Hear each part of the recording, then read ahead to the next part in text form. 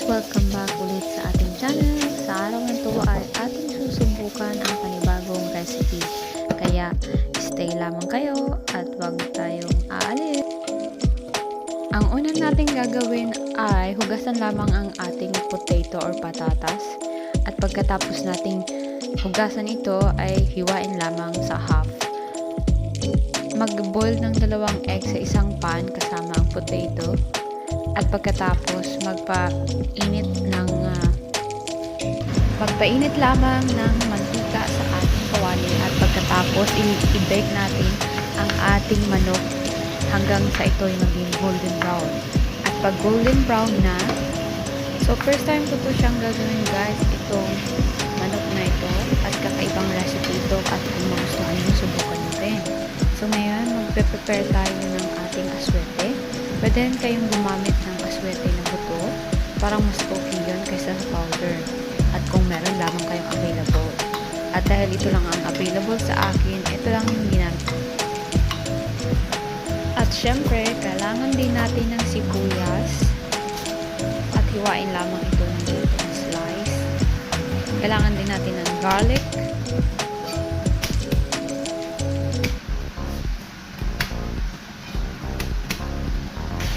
Ilalagay na natin ang ating bawang at sibuyas.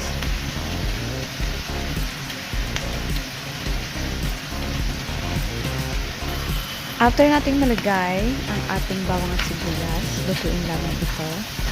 At after nitong maluto or mag-golden brown ng kaunti, at tayo maglagay ng ating paminta sa ating. So ayan na nga guys, kung magustuhan nyo itong ating recipe for today, huwag natin kakalimutan mag-like, share, subscribe sa aking YouTube channel. At please, don't forget to skip the ads please. Thank you. Maglalagay na tayo ng patis, ground pepper, bay leaves, at fish sauce or aswete. Yung ating tinimpla kaninang aswete ilalagay na natin. Para sa kumplitong ingredients ng ating recipe for today ay ilalagay ko lang po siya dyan sa description box below.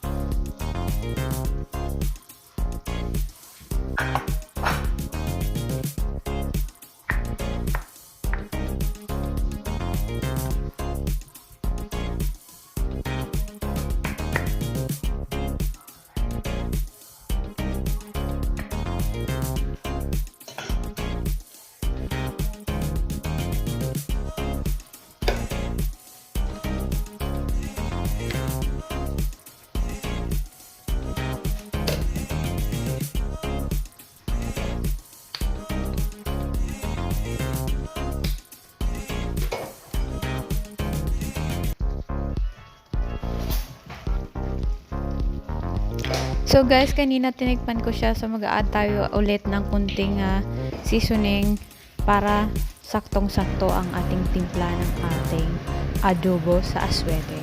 So maglagay na rin tayo ng 2 egg, cooked eggs. Depende po sa inyo kung gusto nyo ng egg sa inyong adobo. Pero sa akin gusto ko ng egg, so kaya ayan. Para sa akin, lulutuin ko pa siya ng medyo matagal-tagal para sa ating sauce, magbawas pa siya ng kaunti dahil mas masarap kasi yung tuyo. So ayan guys, kung gusto nyo itong subukan itong recipe ito, adobo sa aswete, pwedeng subukan nyo to guys. Masarap talaga siya, tikman ko, sobrang sarap. So ayan guys, medyo tuyo na ang ating adobo sa aswete. So i-ready nyo na ang maramihang rice. Isang kalderong rice, taob talaga dito. Sobrang sarap, promise. Subukan nyo.